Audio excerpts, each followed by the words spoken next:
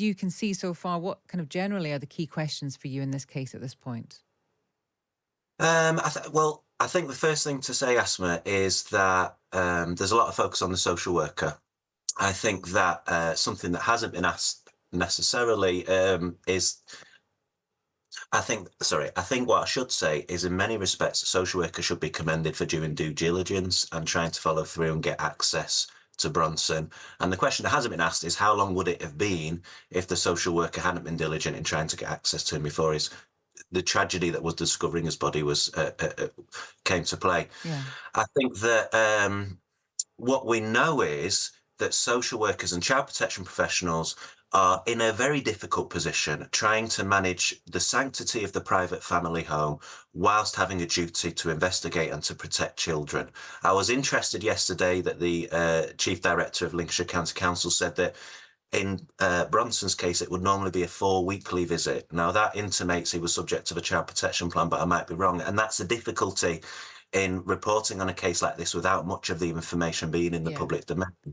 But what we know is in terms of the timeline, the social worker visited 3 times in 10 days trying to get access to him. And regrettably, it was the social worker with the landlady who found Bronson and his father's body.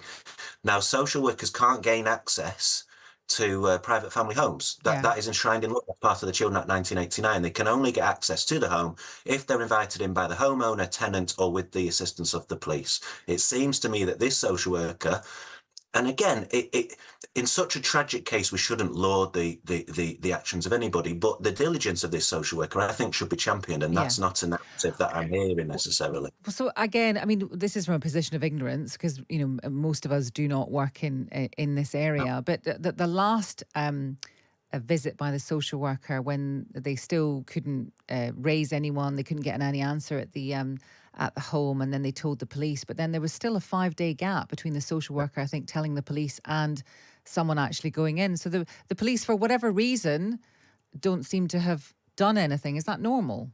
Well, I think it's really interesting. I come from a long line of social workers, Asma, and I was talking to my father yesterday, who was a social worker for a long time in the 70s and 80s, and he said it reminded him of working in Greater Manchester in the 80s when the Meals on Wheels, there'd be a failed visit on Meals on Wheels. And what would happen then is there'd be a natural alert to the social workers who would alert the police, and then it'd be on the police to form a judgment about whether they should visit the family. The difficulty then was they often found that the individual had just gone out, they'd gone to visit a relative or something like that. And it fell down to the individual judgment at the time. Now, we don't know what's gone on here at all. The rapid review will be interesting. I am loath to criticise professionals who are doing their best to protect children. It does appear that there has been an error of judgment in terms of the police not trying to gain access to the property. But again, then we need to start asking questions about, you know, why that might be, the systemic factors that are going on. The police are under a lot of focus at the moment, like social workers, but we aren't asking appropriate questions about their chronic underfunding since 2010 and that they're being overstretched, and that when they have 1,000 tasks to do, they are prioritising some tasks over others, as we know is being increasingly reported. I think with the benefit of hindsight, we will look back at this and say this was an error in judgment by the police not to try and visit sooner and gain access to the property. But again, you know, I'm talking without knowing the full details. Okay.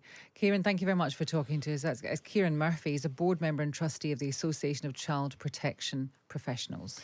The bigger issue, I think, I mean, he's absolutely right. We don't know the full details, but the fact of the matter is you have to ask questions, don't you, of a community, of a family, of the social services, of the police, that a toddler, no one could see them from the end of December and no one actually gets into the house until the 9th of January. And how that could be allowed to happen is a failure of community in its broadest sense, isn't it? And that might be professionals, it might be people close to the family, it might be neighbours.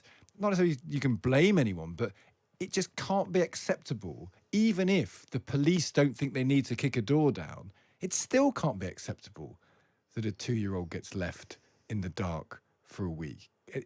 There's so many failures of systems there, aren't there? And the sort of failure of general decency.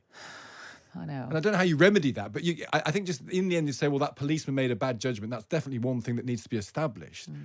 But equally, where are all the other parts of human life and interaction that could have intervened there. Well, those parts quite often do fail, Yeah. don't they? I mean, that's But they've all sadly, failed here, haven't yeah. they? That's the appalling thing.